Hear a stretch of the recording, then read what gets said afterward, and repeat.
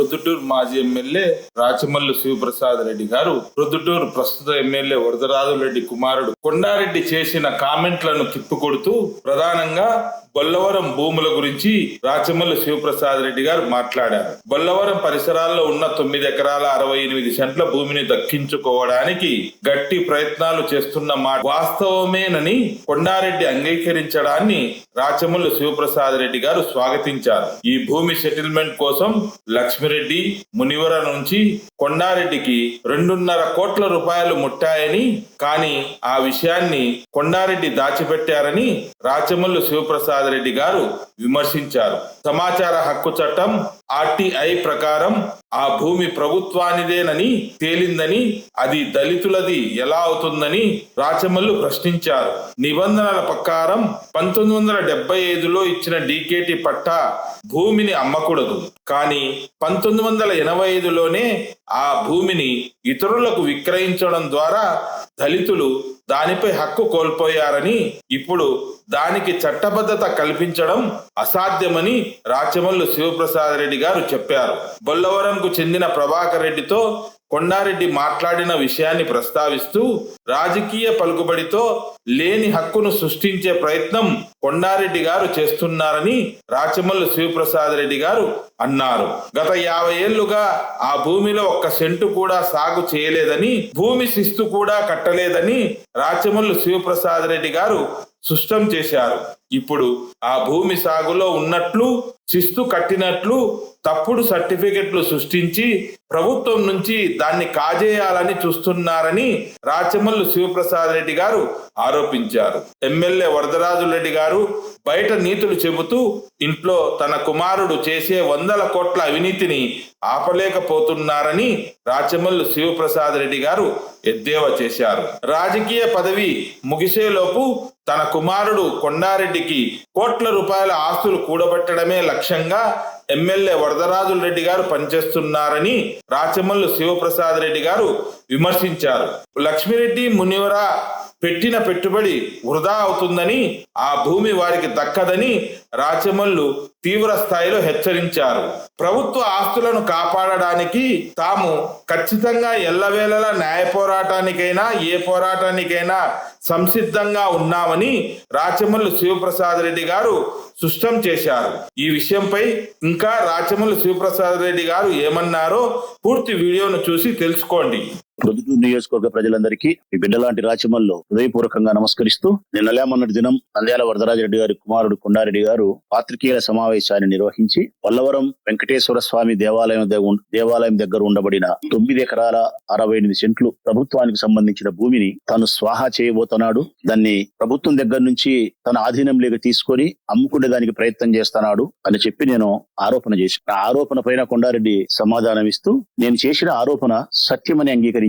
నేను చేసిన ఆరోపణ సత్యమని అంగీకరిస్తూ ధృవీకరించాడు. ధన్యవాదాలు కొండారెడ్డి గారికి. హృదయపూర్వకంగా మిమ్మల్ని అభినందిస్తాను కొండారెడ్డి, నిజాన్ని ఒప్పుకునేందుకు. ఆయన మాటల్లోనే ఒకసారి మీకు వినిపిస్తా ప్రజలారా. ఏం చెప్పినాడు కొండారెడ్డి? నేను మొన్న మాట్లాడిన దానికి ఆయన ఏం చెప్పినాడు? నిజమే, మాజీ ఎమ్మెల్యే గారు మాట్లాడినట్టు వల్లవరం దగ్గర ఉండబడిన భూమి 9 ఎకరాల 68 సెంట్లకు గాను అంత భూమి అక్కడ లేదు, కొంత ఉప్పాగు దగ్గర ఉంది. ఇక్కడ ఉండేది విలువైన భూమి, అక్కడ ఉండేది విలువ తక్కువ భూమి. ప్రస్తుతానికి వల్లవరం వెంకటేశ్వర స్వామి దేవాలయం దగ్గర ఉండే విలువైన భూమి ఒక 4 ఎకరాల భూమిని మేము చట్టపద్ధతి ప్రకారం తీసుకునే దానికి ప్రయత్నం చేసిన మాట వాస్తవమే. చౌటపల్లికి సంబంధించిన లక్ష్మిరెడ్డి గారు, దర్శానపల్లికి సంబంధించిన మాజీ సర్పంచ్ భర్త మునివర, నేను చెప్పింది వాళ్ళిద్దరి పేర్లే. వాళ్ళిద్దరు నా దగ్గరకు వచ్చినారు. లక్ష్మిరెడ్డి నన్ను అడిగినాడు, నాకు మునివర పెట్టుబడి పెడతాడు, నాకు భాగం ఇస్తాడు, ఈ దళితులకు సంబంధించిన అసైన్డ్ భూమి అని చెప్పి వాదాస్పదం ఉంది, ప్రభుత్వంలో నువ్వు నాకు చేపిస్తే నా ఆర్థిక ఇబ్బందులు తీరుతాయని చెప్పి లక్ష్మిరెడ్డి మామ నన్ను అడిగినాడు. లక్ష్మిరెడ్డి మామ మాకు కావలసిన వాడు కాబట్టి నేను చేస్తానని చెప్పినాను. అందుకు ప్రతిఫలంగా నీకు ఒక భాగం ఇస్తాం పోయి అని చెప్పి లక్ష్మిరెడ్డి అన్నాడు. భాగాల గురించి ఇప్పుడు ఏముందిలే మామ, పని అయిన తర్వాత మాట్లాడుకున్నామని చెప్పి నేను చెప్పినాను. ఇది ప్రజలారా, నేను ఆరోపణ చేసింది ఇదే, కొండారెడ్డి అంగీకరించినది కూడా ఇదే. నిజాయితీగా నిర్భయంగా కొండారెడ్డి గారు అంగీకరించినందుకు హృదయపూర్వకంగా నేను అభినందిస్తాను. తప్పులు పక్కన పెడదాం, అబద్ధం చెప్పకుండా ఒప్పుకునేందుకు నిజమే. అయితే ఇంకొక విషయాన్ని కూడా ఆయన ధృవీకరించితే గన నేను మరింత సంతోషపడిందును, మీ వ్యక్తిత్వం పట్ల మరింత నాకు గౌరవం ఉండిండు. ఆ ఒకటి ఏంటంటే, లక్ష్మిరెడ్డి దగ్గర నుంచి మునివర దగ్గర నుంచి నీకు 2,50,00,000 రూపాయలు డబ్బులు ముట్టినాయి అని చెప్పి చెప్పాను. దళితులకు ఇచ్చే డబ్బు కాకుండా రామేశ్వరంలో ఉండే అగ్గిరాముడు ఉరఫ్ అగ్గిరాముడు పేరైతే నడిపి సుబ్బన్న పెద్ద సుబ్బన్న ఈ ఇరువుడిని రాజీ చేసుకొని లోక్ అదాలత్లో రాజీ చేసి వాళ్ళ యొక్క హక్కులను విత్డ్రా చేయించుకునే దానికోసం వాళ్ళకి ఇచ్చిన భాగ పరిష్కారముల భూమి ఎంత, డబ్బులు ఎంత, దళితులకు ఒక్కొక్కరికి 10 లక్షల రూపాయలు ఇచ్చినావు, నలుగురికి 10 లక్షల రూపాయలు ప్రస్తుతానికి. నీకు 2.5 కోటి వాళ్ళు డబ్బులు ఇచ్చి నీకు 2.5 కోటి డబ్బులు ఇచ్చిన దాన్ని ఒకటి నువ్వు ధృవీకరించాలి, అది మూసిపెట్టినావు. మళ్ళీ ఇప్పుడు చెప్తాను కొండారెడ్డి, నీకు మునివర లక్ష్మీరెడ్డి దగ్గర నుంచి 2,50,00,000 రూపాయల డబ్బులు నీకు పుట్టినాయి. పని జరిగిన తర్వాత అందులో నీకు అగ్రభాగం నీకే, సింహభాగం నీకే, తక్కినేది మునివరకు లక్ష్మీరెడ్డి. ఆ 2.5 కోటిది కూడా నువ్వు ధృవీకరించింటే గన నేను నిన్ను మరింత అభినందించు. మరొక్కసారి నువ్వు పాత్రికేయుల సమావేశం నిర్వహించినప్పుడు 2.5 కోటి గురించి నువ్వు మాట్లాడాలి, మునివర లక్ష్మీరెడ్డి ఇచ్చినారా లేదా అని. అదే విషయంలోనే నేను అగ్గిరాముతో మాట్లాడలే, ఐశ్వరాముతో మాట్లాడలే, దళితులతో మాట్లాడలే, నేను బద్వేలి ప్రభాకర్ రెడ్డితో మాట్లాడినాను బొల్లవరానికి సంబంధించి అని చెప్పి. నిజమే, బద్వేలి ప్రభాకర్ రెడ్డి కూడా ఈ భూమికి సంబంధించి సత్యనారాయణ రెడ్డికి సమీప బంధువు. సత్యనారాయణ రెడ్డి వాళ్ళ అన్నయ్య చిన్న పెద్దనాయన అవుతాడు. ఆయన కూడా 1 ఎకరా దళితులు వేరే వాళ్ళకి చేపిస్తే వాళ్ళ దగ్గర నుంచి ప్రభాకర్ రెడ్డి చేసుకున్నాడు. కాబట్టి ప్రభాకర్ రెడ్డిని మీరు పిలిపించుకొని మాట్లాడి ప్రభాకర్ రెడ్డితో కూడా విత్డ్రా చేసుకోవాలని మాట్లాడి, అంటే ఈ భూమిలో ఎవరికైతే సంబంధం ఉందో ఆ సంబంధం ఉన్నటువంటి ఇన్వాల్వ్ అయినటువంటి ప్రభాకర్ రెడ్డితో మీరు మాట్లాడిన మాట కూడా ధృవీకరించి. ఇక హరిజనులతోనూ అగ్గిరామంతోనూ మీరు మాట్లాడలేదన్నారు. వాస్తవమే, దళితులతోనూ అగ్గిరామంతోనూ మీరు మాట్లాడలే. కానీ మీ పేరు చెప్పి మీ అధికారాన్ని ఉపయోగించి లక్ష్మీరెడ్డి మునివర మాట్లాడి వారిని విత్డ్రా చేయించినారు లోక్ అదాలత్. నేను అడుగుతా ఉన్నా ఈ రోజు, ఇంకొక మాట కూడా వాళ్ళకి చెప్పినావు. అసైన్డ్ భూములకు సంబంధించి ఎవరికైతే డీగేటి పట్టా ఇచ్చి ఉంటారో 20 సంవత్సరాలు వాళ్ళ అనుభవంలో ఉండి అనుభవించుకుంటే జగన్మోహన్ రెడ్డి గారు ఒక జీవో ఇచ్చినారు. ఆ జీవో సారాంశం ఏంటంటే అసైన్డ్ పట్టాను 20 సంవత్సరాలు అనుభవించుకునేవారు అమ్ముకుండే అధికారాన్ని ఆయన కల్పించినారు. కాబట్టి ఈ దళితులు కూడా 20 ఏళ్లు దాటింది కాబట్టి చట్టబద్ధత ఉంది కాబట్టి ఇది మీకు చేసేదానికి వీలైతాది. కాకపోతే చంద్రబాబు నాయుడు గారు ఇప్పుడు ఆ జీవోను అబయన్స్ లో పెట్టినారు. ఎందుకు పెట్టినారు? గతంలో వైఎస్ఆర్ కాంగ్రెస్ పార్టీకి సంబంధించిన మాలాంటి వాళ్ళం అందరం కూడా, మాలాంటి వాళ్ళం వైఎస్ఆర్ కాంగ్రెస్ పార్టీ ఎమ్మెల్యేలం దళితులకు సంబంధించిన భూములను, అసైన్డ్ భూములను, దేవాదాయ శాఖ భూములను, మరొక భూములను ఇటువంటి భూములను మేము 5 లక్షలు 10 లక్షలు వాళ్ళ చేతుల్లో పెట్టి మేము స్వాధీనపరుచుకొని మోసం చేసింటామనే ఉద్దేశంతో, ఇది మోసం కాకూడదు, ప్రభుత్వ భూమి ప్రభుత్వం దగ్గర ఉండాలా, దళితుల భూమి దళితుల దగ్గర ఉండాలని చెప్పే ఉద్దేశంతో ఆయన అనుమానంతో అబయన్స్ లో పెట్టాడు. ఇప్పుడు మీరేం చెప్తారు కొండారెడ్డి గారు? ఆ జీవో ఎప్పుడైతే అబయన్స్ లో నుంచి గడ్డకు వస్తుందో వచ్చిన మరుక్షణం లక్ష్మీరెడ్డి మామ నీకు ఆ పని నేను చేసి పెడతా, ఈ లోపల మీరు చేయాల్సిన పని ఏంటంటే మీరు చేసే పనులు మీరు చేయండి అని చెప్పినావు. అది కూడా నువ్వు ప్రెస్ లో చెప్పినావు. ఈ లోపల మీరు చేయాల్సిన పనులు మీరు చేసుకోండి. ఏంటి ఆ పనులు? అగ్గిరాముని వాళ్ళతో మాట్లాడుకొని లోబర్చుకోండి, దళితులతో మాట్లాడుకొని లోబర్చుకోండి, వాళ్ళిద్దరిని లోబర్చుకొని లోక్ అదాలత్ కేసి విత్డ్రా చేయించండి. అది సాగులో లేకుండా ఉంది కాబట్టి ఎంఆర్ఓతో వాళ్ళతో మాట్లాడుకొని సాగు లేకుండా సర్టిఫికెట్లు తీసుకోండి, దొంగ సర్టిఫికెట్ శిస్తు కట్టినట్టు తీసుకోండి. ఇవన్నీ మీరు రెడీ చేసి పెట్టుకుంటే రేపు జీవో అబయన్స్ లో నుంచి గడ్డకు వచ్చిన నాటికి మన దగ్గర క్లియర్ పిక్చర్ ఉంటే గనా అప్పుడు నేను దాన్ని చట్టబద్ధత రూపంలో దాన్ని తీసుకొని మీరు నేను పంచుకున్నాము అని చెప్పినా అని చెప్పి నిజాయితీగా నువ్వే చెప్పినావు. ఇంకా దీంట్లో మళ్ళీ కాంట్రవర్సీ లేదు. కొండారెడ్డి చెప్పింది ఇదే, పాత్రికేయ మిత్రులు కూడా బహుశా ఇదే అర్థమైంది అనుకుంటా. ఇది కాకుండా వేరేదేమన్నా అర్థమైంటే మీతో కూడా నేను సంభాషిస్తాం, మళ్ళా పాత్రికేయులతో కూడా ఇదే ఆయన మాట్లాడింది. ప్రధానంగా ఆయన చెప్పింది చట్టబద్ధతగా ఉండేది ఏదైనా మేము చేసుకుంటాము, చట్టంలో ఉండే లొసుగులను ఉపయోగించుకొని మా వాళ్ళకు ప్రయోజనాన్ని చేకూర్చి మేము కూడా ఆ బెనిఫిట్స్ ను పొందుతాము అని చెప్పింది. రైట్. ఇక నేను ఈ పాత్రికేయుల సమావేశం యొక్క ముఖ్య ఉద్దేశం ఏంటంటే మొట్టమొదటిది నువ్వు నిజాయితీగా అంగీకరించినందుకు, ఆ భూమిని మీరు అమ్ముకోవాలనే ఉద్దేశంతో మీరు అంగీకరించినందుకు నేను అభినందిస్తాను. రెండవది, ఎక్కడ చట్టబద్ధత ఉంది కొండారెడ్డి? దీంట్లో ఎక్కడ చట్టబద్ధత? ఫస్ట్ ఆఫ్ ఆల్ ఈ భూములు ప్రభుత్వానియా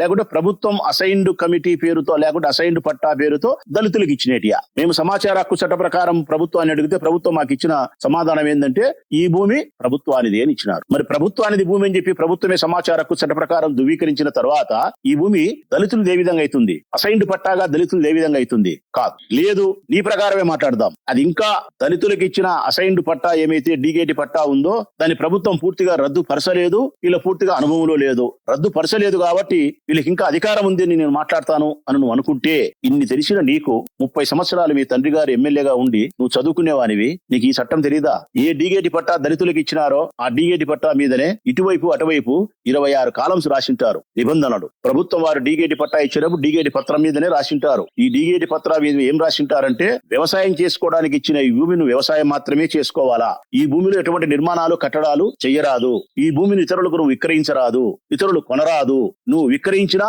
ఇతరులు కొన్నా ఇది నేరమైతుంది, నీ మీద చట్టపరమైన చర్యలు తీసుకుంటాము, నువ్వు అమ్మిన మరుక్షణమే, ఈ ఉల్లంఘన చేసిన మరుక్షణమే, నిబంధనలు ఉల్లంఘన చేసిన మరుక్షణమే దీన్ని రద్దుపరిచే అధికారం ప్రభుత్వానికి ఉంది, ఈ ఆస్తి మీద సంపూర్ణమైన అధికారం ప్రభుత్వానికి అనేదే ప్రభుత్వం ఎప్పుడైనా వెనక్కి తీసుకునే అధికారం ఉంది. ఈ నిబంధనలన్నీ డీగేటి పట్టాలో ఉంటాయి కొండారెడ్డి. మరి దీని ప్రకారం 1975లో డీగేటి పట్టా తీసుకునే దళితులు 1985లో అగ్గిరావుని పేరుతోనో, నడిపి సుబ్బన్న పేరుతోనో, పెద్ద సుబ్బన్న పేరుతోనో, లేకుంటే పాతకోట ఎల్లారెడ్డి పేరుతోనో, వెంకట సుబ్బారెడ్డి పేరుతోనో 2 లక్షల రూపాయలు డబ్బులు తీసుకొని సబ్ రిజిస్ట్రార్ పోయి రిజిస్టర్ చేసిన తర్వాత రిజిస్ట్రేషన్ డాక్యుమెంట్స్ అన్ని కలెక్టర్ గారికి అందిన తర్వాత ఇంకా అసైన్డ్ భూమి మీద దళితులకు హక్కు ఉందంటావా కొండారెడ్డి? ఎక్కడొస్తుందమ్మా నాకు తెలియకడుగుతా. ఇంత తెలిసిన నీకు అది తెలియదా? తెలుసు. కాకపోతే లేని హక్కును దళితులకు ఉండేటట్టు చూపించి ప్రభుత్వం ద్వారా మీ అధికారాన్ని ఉపయోగించి లేని హక్కును దళితులకు హక్కు చూపించి ఈ డీగేటి పట్టా దళితులయే అనడానికి మీ రాజకీయ పలుకుబడిని ఉపయోగించి మొట్టమొదట ముందు అక్కడ విజయం సాధించాలా మీరు. ఆ తర్వాత రెండోది ఆ దళితులకు నువ్వు చెప్పిన ప్రకారం ఎకరా 8 కోట్లు చేస్తాది, 10 కోట్లు చేస్తాది, 15 కోట్లు చేయదన్నావు. ఎకరా 8 కోట్లు 10 కోట్లు చేసే భూమికి ఒకవేళ డీగేటి పట్టాయి జగన్మోహన్ రెడ్డి గారు ఇచ్చినటువంటి జీవో ప్రకారం అమ్ముకునే అధికారం వాళ్ళకుంటే అమ్ముకొని ఆ 10 కోట్లు 8 కోట్లు ఎవరు తీసుకోవాలా కొండారెడ్డి? దళితులు తీసుకోవాలా. 10 లక్షల రూపాయలు వాళ్ళ చేతుల్లో పెట్టి 10 కోట్ల రూపాయల భూమిని లక్ష్మీరెడ్డి ముని వరకు నేను పంచుతాను, నేను అందులో అగ్రభాగం తీసుకుంటాను అంటే చట్టబద్ధత ఇదేనా? దళితులకు మీరు ఇచ్చిన ఆర్థిక స్వేచ్ఛ ఇదేనా? మీ చంద్రబాబు నాయుడు జీవోను అభయన్స్ లో పెట్టింది. నేను ముఖ్యమంత్రి గారిగా చెప్తానా, ముఖ్యమంత్రి గారు వినండి, చంద్రబాబు నాయుడు గారు వినండి, మీ కొండారెడ్డి గారు చెప్తాండేది ఏంటంటే నువ్వు ఏ జీవోనైతే జగన్మోహన్ రెడ్డి గారు ఇచ్చిన దళితుల కోసం ఇచ్చిన జీవోను అభయన్స్ లో పెట్టినావో మేమేందో మోసం చేసినామని మీ కొండారెడ్డి ఏం చెప్తానంటే ఆ జీవో నువ్వు అభయన్స్ లో నుంచి ఇప్పుడు గడ్డకు తీస్తావో అప్పుడు ఇమ్మీడియట్ గా ఈ దళితులకు నేనే మోసం చేసి నేనే తీసుకుంటాను పత్రికల ముందు పెడతాడు అంటే మీ ప్రభుత్వంలోని ఎమ్మెల్యేల పిల్లలు దళితులకు ఏ స్వేచ్ఛనిస్తున్నారు, దళితులకు ఏ ఆర్థిక భద్రతనిస్తున్నారు, చట్టంలోని నిబంధనలు ఏ మేరకు గౌరవిస్తున్నారనే సత్యాన్ని మీరు గ్రహించాలా ముఖ్యమంత్రి గారు. నేను కొండారెడ్డి గారు అడుగుతానా, ఈ భూమి ప్రభుత్వాందే దళితులకు ఇచ్చిన డీగేటే. ఏ రోజైతే దళితులు వేరే వాళ్ళ పేరుతో రిజిస్టర్ చేసి నిబంధనలు ఉల్లంఘన చేసినారో ఆ రోజే ఆ డీగేటి పట్టా మీద వాళ్ళకి హక్కు అధికారం కోల్పోయిన తర్వాత ఏ విధంగా వాళ్ళకి హక్కు ఉందని చెప్పి నువ్వు మాట్లాడతావు. ఇంకొక మాట అడుగుతా, 75 నుంచి ఈ బుద్ధుడి వరకు 25 వరకు 85, 95, 2005, 2015, 25 50 ఏళ్ళు లేదు. ఈ 50 సంవత్సరాలలో ఎప్పుడైనా సరే మన బిడ్డల మీద ఒట్టే చెబుదాం, ఒక్క సంవత్సరం సాగు చేసినారా వాళ్ళ భూమిని? ఒక్క సంవత్సరం ఇదిగో ఈ సంవత్సరం ఈ భూమిని వ్యవసాయం చేసినాము, పంట పెట్టినామని చెప్పి రికార్డులో కంటే భూమిలో గాని లేకుంటే ఇరుగు పొరుగు భూములతో గాని చెప్పించగలుగుతావా? శిస్తు కట్టినారా? ఒక్క రోజన్నా మీరు 490 రూపాయలు శిస్తు కట్టాలి సంవత్సరానికి. కట్టినారా? శిస్తు కట్టక భూమిని సాగు చేయక పంట పండించక ఆ భూమిని ఇతరులకు అమ్మకూడదంటే అమ్మిన తర్వాత ఇంకా డీగేటి పట్టా దళితులకు ఏ విధంగా హక్కుంటుంది కొండారెడ్డి? ఏ విధంగా చట్టబద్ధత ఉంటుంది? చట్టబద్ధత లేని డీగేటి పట్టా మీద చట్టబద్ధత కల్పించడానికి నీ రాజకీయ పలుకుబడిని ఉపయోగిస్తానావు. వ్యవసాయం చేయి భూమిని శిస్తు కట్టని భూమికి శిస్తు కట్టినట్టు వ్యవసాయం చేసినట్టు దొంగ సర్టిఫికెట్లు సృష్టించే ప్రయత్నం చేస్తానావు. చంద్రబాబు నాయుడు జగన్మోహన్ రెడ్డి గారి జీవోను అభయన్స్ లో నుంచి గడ్డకు తెచ్చిన తర్వాత దాన్ని చట్టబద్ధత కల్పించినట్టు చేసి దళితులకు అప్పజెప్పి ఆ తర్వాత పప్పులకు బెల్లాలకు 10 లక్షలు వాళ్ళ చేతుల్లో పెట్టి 10 కోట్ల భూమిని నీవు నీ అనునీయులు పంచుకునేదానికి కుట్ర చేస్తున్నారని నేను చెప్పిన ఉపోద్గా దాన్ని నువ్వు ధృవీకరించినావు. 1-2 అబద్ధాలు చెప్పినావు. 2.5 కోట్లు తీసుకునేది అంగీకరించలే. చట్టబద్ధత ఉంటే చేస్తానని చెప్పి నిజాయితీగా మాంసం తింటానా మెడకేసుకుంటా అని చెప్పి దళితులకు మేము దక్కనీయము, మేమే తీసుకుంటాం రాజకీయ పలుకుబడి పెద్దరెడ్డి గారు అని చెప్పి చెప్తానావు. నాకు అనుకూలంగా పనిచేసిన లక్ష్మీరెడ్డికి ముని వరకు నేను పని చేసి పెడతా, నా పలుకుబడిని ఉపయోగించి అగ్రభాగం తీసుకుంటా అని చెప్తున్నావు. ఇది ప్రజలారా మన ఊరి ఎమ్మెల్యే కుమారుడు, ఎమ్మెల్యే యొక్క భాగం. నేను ఎమ్మెల్యే గారిని అడుగుతానా, ఇంతమందికి నీతులు చెప్తావు వరదరాజిరెడ్డి గారు, ఇంతమందికి శుద్ధులు చెప్తావు వరదరాజిరెడ్డి గారు, ఉద్యోగస్తులందరినీ మందలిస్తావు, దేవుని పటాల మీద ప్రమాణం చేపిస్తావు, లంచం తీసుకోవద్దంటావు, ప్రజాసేవ కోసమే నేను ఉండా అంటావు, 85 ఏళ్ల వయసులో కూడా నేను ప్రజలకు సేవ చేసేదానికే ఉండా అని చెప్పి ఇంత గొప్పలు చెప్పే నీవు నీ ఇంట్లో నీ కుమారుడు చేస్తా అంటే అవినీతి గురించి నీకు తెలియదా? దళితులకు అన్యాయం చేస్తా అనేది తెలియదా? లేకుంటే నీ అనునీయులకు కట్టబెట్టే దానికోసం చట్టంలో ఉండే పొరపాటును లొసుగులను ఉపయోగించుకొని ప్రభుత్వ నిబంధనలకు విరుద్ధంగా కాజేసే ప్రయత్నం చేస్తా ఉంటే 100 కోట్ల రూపాయలు సంపాదించేదానికి ఆర్జనకు ప్రయత్నం చేస్తా ఉంటే నీ ఇంట్లో ఉండి నీకు తెలియదా వరదరాజిరెడ్డి గారు? తెలుసు. నీ లక్ష్యం ఒకటే, నీ కాలం ముగిసిపోయే లోపల, నీ రాజకీయ పదవి ముగిసిపోయే లోపల నీ కుమారునికి 100 కోట్ల ఆస్తులను కూడబెట్టాలనే ప్రయత్నం తప్ప మరొకటి కాదు. చెప్పేందుకే ఇతరులకు నీతులుంటాయి, మనం ఆచరించేందుకు నీతులు పనిచేయవనే పెద్దలు చెప్పిన సామెత ప్రకారం ఈ ప్రొద్దుటూరులో ఉండే ప్రజలకు నీతులు చెప్పేందుకు మాత్రమే నీకు నీతులు ఉండాయి తప్ప ఆ నీతులను ఆచరించడానికి నీకు పనికి లేవు. మొట్టమొదట నీ కొడుకును అవినీతి నుంచి నువ్వు బయటికి తీసుకురాగలిగితే ఆ తర్వాత నువ్వు ఉద్యోగస్తులు అవినీతి చేయకుండా చెప్పగలిగితే నేను సంతోషిస్తాను. నీ కొడుకును నువ్వు నిరోధించగలిగితే అవినీతి మార్గం నుంచి ఆ తర్వాత మాకు నువ్వు శుద్ధులు చెప్పగలిగితే నీ పెద్దరికాన్ని, నీ అనుభవాన్ని నేను స్వీకరిస్తా. నీ కుమారుడు అవినీతి పరుడే, నీవు అవినీతి పరుడు. నువ్వు అవినీతి పరుడివి, నీ కుమారుడితో అవినీతితో పాటు క్రిమినల్ క్రిమినల్ యాక్టివిటీస్ కూడా ఉన్నాయి. తన యొక్క ఆర్జన కోసం, తన సంపాదన కోసం పలుకుబడిని ఉపయోగించడమే కాకుండా ఎక్కడైనా ఆ పలుకుబడికి లోబడకుండా ఉంటే వాళ్ళ మీద హింసతో కూడిన దాడి చేయడానికి కూడా వెనుకాడని మనిషి నీ కుమారుడు. అందుకు చరిత్ర చెప్తా ఉండే సాక్ష్యమే ఈవి సుధాకర్ రెడ్డి, అందుకు చరిత్ర చెప్తా ఉండే సాక్ష్యమే శివ గణేష్, అందుకు చరిత్ర చెప్తా ఉండే సాక్ష్యమే ఆడిటర్ అయిన రాహోనుడు, అందుకు చరిత్ర చెప్తా ఉండే సాక్ష్యమే నా తలలో ఎన్ని వెంట్రుకలు ఉన్నాయో అన్ని హింసాత్మక సంఘటనలకు నీ కుమారుడు పాల్పన్నాడు. అందుకు కారణమే రాజకీయ వైరముతో 2019లో మిమ్మల్ని ఓడించినామనే ఒకే ఒక కారణంతో, లింగారెడ్డికి నేను సహకరించిననే కారణంతో నాపై హత్యా ప్రయత్నం పలుమార్లు చేసి నన్ను చంపడానికి ప్రయత్నం చేసి ఇన్ని హింసాత్మక చర్యలు పెట్టుకునే నీ కుమారుడు నీవు మంచివాళ్ళు కాదు. చట్టబద్ధత దళితుల భూమికి లేదు. నువ్వు ఎంత ప్రయత్నాలు చేసినా నేను లక్ష్మీరెడ్డికి ముని వరకు చెప్తా ఉన్నా, మీరిచ్చిన 2.5 కోటి ఏట్లో వేసినట్టే, మీరిచ్చిన దళితులకు ఏట్లో వేసినట్టు కాదు. కారణం పేదవారైన ఆ దళితులకు కనీసం ఆ 10 లక్షల సొప్పు డబ్బులైనా ముట్టినాయి, ఆ 10 లక్షలైనా ముట్టినాయి. అదొకటి మీకు ఏనోసారి పుణ్యమే జరుగుతుందిలే. భూమి రాదు, దళితులు ఇచ్చిన 10 లక్షలకు మీకు పుణ్యం జరుగుతుంది. అగ్రమైన వాళ్ళకుండా మీరు డబ్బులు ఎంత ఇచ్చినారు, ఏమి ఇచ్చినారంటే పెద్ద సుబ్బన్న, నడిపి సుబ్బన్న, చిన్న సుబ్బన్నకు ఓ 10 లక్షలు లెక్కించినారు. పెద్ద సుబ్బన్న వాళ్ళకు వాళ్ళ పిల్లోడు శ్రీకాంత్ అని ఉంటాడు, ఆ పిల్లోనితో మాట్లాడుకున్నారు. ఆ పిల్లోనికి 50 లక్షలు లెక్కించినారు. 50 లక్షలు లెక్కించి 50 సెంట్ల భూమి మీకు ఇస్తామని వాళ్ళకు మాట్లాడుకున్నారు. ఇదంతా తతంగం జరిగిన తర్వాత నువ్వు విత్డ్రా చేసుకుంటే గన 2 ఎకరాల 94 సెంట్లు వాళ్ళు విత్డ్రా చేసుకున్నారు లోక్ అదాలత్లో అగ్గిరాముడు వాళ్ళు ఒక అన్న 2 ఎకరాల 94 సెంట్లు విత్డ్రా చేసుకునేందుకు ఇప్పుడు నగదు లెక్క 50 లక్షలు ఇచ్చినారు. అతనికి 50 సెంట్ల భూమిని తర్వాత మీకు ఇస్తామని చెప్పినారు. అగ్రిమెంట్లు కూడా రాసుకున్నారు. అంటే ప్రభుత్వానికి సంబంధించిన భూమిని ఎవరికి పంచుతారు? 50 సెంట్లు అగ్గిరాముని వాళ్ళకంట, మిగతా భూమి వీళ్ళకంట, ఈ దళితులకేమో 10 లక్షలు మాత్రమే లెక్కంట, వచ్చిన దాంట్లో పెట్టుబడి పెట్టే మునివరకు ఇంతంట. లక్ష్మీరెడ్డి రాజకీయంగా మీకు ముఖ్యం కావాల్సిన వాడు కాబట్టి ఒక భాగం అంట, నువ్వు నాయకునివి ఎమ్మెల్యే కొడుకు కాబట్టి నీకు సొగ భాగం అంట. ఎవరు భాగాలు ఎవరు పంచుకుంటున్నారు, ఎవరు ఆస్తికి ఎవరు వారసు. సత్యనారాయణ రెడ్డి భూమి అది సీలింగ్ యాక్ట్ లో భూమి పోయింది, ప్రభుత్వం పరవయింది, దళితులకు డీగేట్ అయింది, తర్వాత తప్పుడు రిజిస్ట్రేషన్ లేనాయి, ఆ తర్వాత కొండారెడ్డికి భాగం. ఇది పుట్టుక ఎక్కడ, బాగా పరిష్కారాలే. మీరు మళ్ళా మాకు నీతు ఏమైతుంది, మీతో ఆ నీతులు చెప్పించుకోవాలనే నీతులు ఎవరు చెప్పాలంటే కదా, ఎప్పుడే గాని నిజాయితీ తప్పకుండా, నీతి తప్పకుండా, అవినీతి మార్గంలో 1 రూపాయి సంపాదించకుండా, అవినీతి మార్గంలో ఏమి చేయకుండా ఉండే వాళ్ళు నీతులు చెప్తే పొరవాలి. మేము 90 పైసలు నీతిగా ఉండి మా రాజకీయ జీవితంలో 10 పైసలు రాజకీయ ప్రయోజనాల కోసం, మా మనసుల కోసం నీతి తప్పి ప్రవర్తించినాం. మేము ఒప్పుకుంటాం. ఆ 10 పైసలు నీతి తప్పినందుకే నీలాంటి వాళ్ళకి మేము చెప్తా అంటే, ఎప్పుడన్నా రాజకీయ జీవితంలో ఉండే మనము నీతి గురించి మాట్లాడుకోవడం శుద్ధ దండగా. ఎంత తక్కువ మాట్లాడుకుంటే అంత మంచిది. నువ్వు పతివ్రతవు కాదు, రాజకీయ జీవితంలో ఉండే ఎవ్వరూ పతివ్రతలు కాదు. ఎక్కడో ఒక చోట తప్పు చేయాల్సిందే. అది డబ్బు కోసమో, ఓటు కోసమో, మనిషిని కాపాడుకునే దానికోసమో, మన మనసులు అసాంఘిక కార్యకలాపాలు చేసినప్పటికీ కూడా పోలీసుల నుంచి, చట్టం నుంచి మన వాళ్ళు రక్షించుకునే దానికోసమో మనం తప్పు చేస్తాం. మరి ఇంత నిజాయితీగా నేను ఒప్పుకున్నప్పుడు, నీ కొడుకు ఇంత నిజాయితీగా ఒప్పుకున్నప్పుడు నువ్వు ఒప్పుకోవే వరదరాజరెడ్డి? కారణం నువ్వు చాలా లోతైన మనిషివి, చాలా నిగూఢమైనటువంటి మనిషివి. నీ పేరు వరదరాజరెడ్డిని మీ నాయన మేము తప్పు పెట్టినారు. నీ పేరు రహస్యముని పెట్టిండాల. రహస్యానికి ప్రతిరూపమే ఘోష పంచగట్టిన జుబ్బా వేసినటువంటి వరదరాజరెడ్డి. అంత నిగూఢమైన మనిషి నువ్వు. నీ కొడుకన్నా నిజాయితీగా ఒప్పుకున్నాడు, నువ్వు అది కూడా ఒప్పుకునే మనస్తత్వం నీకు లేదు. మళ్ళీ చివరిగా చెప్తాను ప్రజలకు, ఈ భూమిని కాజేసేదానికి వాళ్ళు అంగీకరించినారు. ఈ డీగేటి పట్టా మీద చట్టబద్ధత లేదు. వాళ్ళు ఎప్పుడైతే ఆస్తిని ఇతరులకు విక్రయించినారో అప్పుడే దాని మీద వాళ్ళు చట్టబద్ధత కోల్పోయినారు. ఆ చట్టబద్ధత కల్పించేదానికి ప్రయత్నమే కొండారెడ్డి మాటలు. తప్పుడు పత్రాలు అంటే వ్యవసాయం సాగు చేసినట్టు, శిస్తు కట్టినట్టు పత్రాలు సృష్టించుకొని ఆ తర్వాత చంద్రబాబు నాయుడు జీవోను అభయన్సులోంచి తొలగిస్తే కాజేసే ప్రయత్నం. దీని మీద మళ్ళీ మేము ఎప్పటికప్పుడు ప్రజాక్షేత్రంలో ఉంటాం, న్యాయస్థానంలో ఉంటాం, ప్రభుత్వంలో అడ్డీలు పెట్టే విషయంలో ఉంటాం.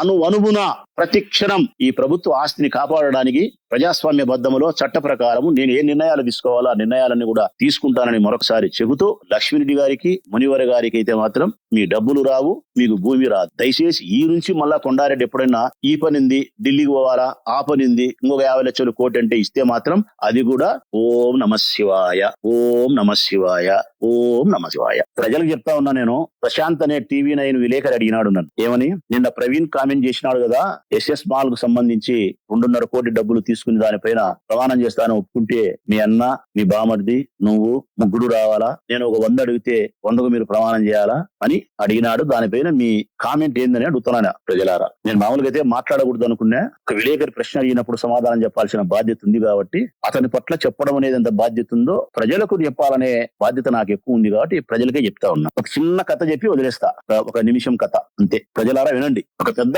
అడవిలో రారాజు సింహం ఒక చోట అది గంభీరంగా పనుకుంది, నిద్రపోలే, పూర్తి నిద్రపోలే. దాని స్టైల్లో పనుకుంటుంది కదా, లడ్డం ఒక రకంగా పనుకొని తీక్షణమైనటువంటి దాని చూపులతో చూస్తూ దాని ఉచ్ఛ్వాస శ్వాస చాలా వేడిగా బయటకు వస్తుంది. శ్వాస, సింహం యొక్క శ్వాస అట్నే ఉంటుంది. దాని చూపులు తీక్షణంగా ఉంటాయి. నిశ్శబ్దమైన వాతావరణంలో సింహం అట్లుంది. ఆ పక్కనే ఒక నక్క ఉంది, ఆ పక్కనే ఒక కుందేలు ఉంది. కొద్ది క్షణాల తర్వాత ఆ సింహం ఉండే ఆ ప్రాంతంలోకి ఒక గాడిద వచ్చింది. ప్రజలారా, గాడిద అది ఊరికి పోకుండా సింహం దగ్గరకు వచ్చి, ఈ అడవికంతా నువ్వే బలవంతునివి, రాజువు కదా, నీతో నేను పోటీ పడాలనుండా, మనిద్దరం పరుగు పందెం పెట్టుకున్నావా, ఈ నుంచి ఆ చివరుండే చెట్టు వరకు పోయి తిరిగి మళ్ళా ఇక్కడికి రావాలా, ఎవరు వేగంగా పరిగెత్తి వస్తారో వాళ్ళు గెలిచినట్టు అని సింహాన్ని ఆహ్వానించింది పందానికి గాడిద. సింహం పలకలే.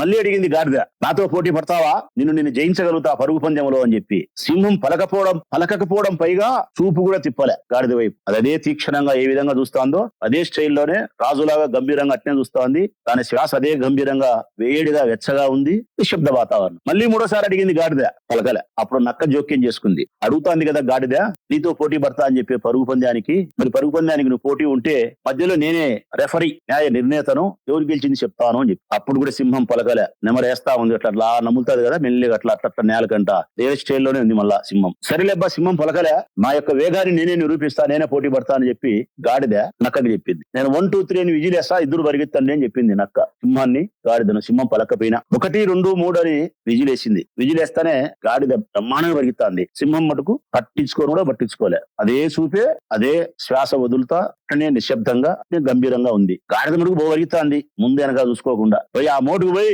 మళ్ళీ ఈ మోటుకు వచ్చింది. సింహం అట్టే ఉంది. వచ్చి గాడిద అంటాంది, నేనే ముందు వచ్చినా, నేనే గెలిచినా పరుగు పందెంలో సింహంతో అని చెప్పి కాసేపు ఎగులాడింది. అప్పటికి సింహం పలకలే, గమ్ముండేది. అదే చూపే తీక్షణంగా, అది రారాజు అట్టే ఉంటుంది. అది కాసేపు ఎగులాడింది గాడిద, ఆ తర్వాత వెళ్ళిపోయింది. పలకలెత్తి. ఇప్పుడు నక్కకు సోద్యమైంది. అది పందానికి పిలిచే పలకపాయ సింహము, చూడకపాయ, నేను పిలిచినా పలకపాయ, విజిలేసినా పరిగెత్తకపాయ, గాడిద మాత్రమే పరిగెత్తా. పోయి వచ్చినాక నేనే గెలిచినా అని చెప్పి గాడిద ఎంత కేకలేస్తాంది. అయినా సింహం సున్ను కూడా సుల్లే అని దీనికి చోద్యమైంది. నక్క తెలివైంది కదా, నక్క యుక్తి కదా నక్కకు. గాడిద పోయిన తర్వాత నక్క అడిగింది, ఎందుకు నువ్వు పోటీలో పాల్గొనలే, నువ్వు అనుకుంటే గాడిద కంటే వేగంగా పరిగెత్తగలిగినటువంటి కథ శక్తి సామర్థ్యాలు కలిగిన దానివి, నువ్వు ఎందుకు పరిగెత్తలే అని అడిగింది. అప్పుడు సింహము మౌనంగా ఉన్నది. మళ్ళా రెండోసారి నక్క అడిగింది, మళ్ళీ మౌనంగా ఉన్నది. ఇది ఎందుకో పలకలేదు, మరీ ఎక్కువ విసిగిస్తే ఇది తినేసాది దీంతో బరువు సింహంతో అని చెప్పి నక్క వెళ్ళిపోయింది. ఆ పక్కన ఎవరున్నారుగా, కుందేలుంది. సాధు జంతు, ఉత్తమురాలు, మంచిది, పాపం భుజమున బాగుంటది తెల్లగా. అప్పుడు కుందేలు అడిగింది, సింహం మామ, గాడిద పిలిస్తే పందానికి పోకపోతివి, చాలు అడిగినా పలకపోతివి, నేను గెలిచినా అని అది కేకలెచ్చి అల్లరి చేస్తే కూడా పలకపోతివి, తిరిగి నక్క బావ అడిగితే అది పందెంలో గెలిచింది కదా, అది పరిగెత్తింది కదా, నువ్వేం సమాధానం చెప్పకపోతివే, నువ్వు అనుకుంటే ముందే పరిగెత్తావు కదా అని అంటాంది, పలకపోతివే, ఎందుకు ఇంత మౌనంగా ఉండావు అని కుందేలు అడిగి. అప్పుడు చూసింది సింహం కుందేలు వైపు. అప్పుడు చూసింది, అంతవరకు చూసి కుందేలుకి సమాధానం ఇచ్చింది. ఏమని తెలుసునా, అది గాడిద, నేను ఈ అడవికి రాజును, సింహాన్ని. అది నన్ను పోటీకి ఆహ్వానించింది. నాతో పోటీ పడని చెప్పి పోటీకి అది ఆహ్వానించింది. నేను దాని పోటీ ఆహ్వానాన్ని స్వీకరించి నేను పరిగెత్తినా అనుకో, నేను ఓడిపోయినట్టు. దాని ఆహ్వానాన్ని నేను స్వీకరిస్తే నేను ఓడిపోయినట్టు. అది పోటీలో ఓడిపోయినప్పటికి కూడా, గాడిద పోటీలో ఓడిపోయినప్పటికి కూడా, నేను ఆ పరుగు పందెంలో పాల్గొన్నట్టయితే గనా, పోటీలో అది ఓడిపోయినప్పటికి కూడా పందెం లేక నన్ను ఆహ్వానించి అది విజేత అవుతాది. కారణం అది గాడిద. దాని స్థాయి ఎంత, అదెంత. నేను గట్టిగా గర్జన చేస్తే ఉండబట్టుకొని మరణించే జంతువులు మీరు. నేను గట్టిగా గర్జన చేస్తే ఉండబట్టుకొని మరణించే గాడిద అది. ఆ గాడిదతో నేను పోటీనా, ఆ గాడిదతో నేను పరుగు పందెమా, దాని శక్తి ఎంత, దాని సామర్థ్యం ఎంత. మరి కరెక్టే సింహం మామ, మంచి ఉద్దేశమే, మరి నక్కబావ అడిగినప్పుడు ఎందుకు సమాధానం చెప్పలేదే అన్నారు. దానికి ఏం చెప్పింది తెలుసునా, సింహము నవ్వి ఒక నవ్వు నవ్వి, నువ్వంటే మంచిదానివి, నిజాయితీగా నిర్భయంగా ఏముంటే ఇదే మాట్లాడతావు. అది నక్క, అది చాలా కుయుక్తి కలిగినది. అది నేను గన పోటీలో పాల్గొన్నట్టయితే అది అడవి ఎంత తిరిగి చెప్తాది. ఏమని తెలుసునా, గాడిదతో సింహం పోటీ పడింది, ఒక్క రవలో గెలిచింది, పరిగెత్తింది గాడిద. సింహం అయిన నన్ను నేను పరిగెత్తిన విధానాన్ని గురించి పక్కన పెట్టి అది ఓడిపోయిన విధానాన్ని చెప్పకుండా అది ఎంత గొప్పగా పోటీ పడింది, నేను ఎంత గొప్పగా దానితో ప్రయత్నం చేసినా అని చెప్పి నన్ను బలహీన పరుస్తూ అది దేశమంతా అడవంతా తప్పెట్టేస్తాది. అందుకే దాని వైపు కన్నెత్తి కూడా నేను చూడలే. అంటే సింహమైన నేను ఈ గాడిదతోనూ ఈ నక్కతోనూ నీలాంటి కుందేలతోనూ పోటీ పడే స్థాయి నాది పోటీ పడే స్థాయి కాదు. నా శ్వాసకు సస్తారు మీరు, నా గర్జనకు సస్తారు ఎవరవుతారు మీరు, మీతో నేనేంది పోటీ, సింహం సింహమే అని చెప్పి నిశ్శబ్దంగా అడవిలోకి చురుకైనటువంటి చూపులతో సింహం నడకతో ఆ అడవిలోకి పోయింది. దీన్ని బట్టి ఏమర్థం చేసుకోవాలా ప్రశాంత్ అంటే, గాడిదెవరు, నక్కెవరు, సింహం ఎవరు అర్థం చేసుకో. నేను కూడా గాడిదలతో పోటీ పడాలన్నా, గాడిద పిలిస్తే పంద్యానికి ఆహ్వానిస్తే నేను పోవాలన్నా, ఒకవేళ ఆ గాడిద యొక్క పంద్యాన్ని నేను ఆహ్వానిస్తే ఆ పక్క నుండే నక్క ఈ పొద్దుటూరు అంతా చెప్పదా ఏమని ఇటనే. కాబట్టి ఈ కథలో గాడిద ఎవరో, ఈ కథలో సింహం ఎవరో, ఈ కథలో నక్కెవరో పొద్దుటూరు పట్టణ ప్రజలు అర్థం చేసుకొని నా నెంబర్కు SMS చేయండి. ఏమనో నక్క గాడిదెవరు, సింహం ఎవరు, నక్కెవరు, ఓకే, ఎవరు ఎక్కువ కరెక్ట్ గా సమాధానం పంపితే వారికి ఒక మంచి బహుమతి. Thank you.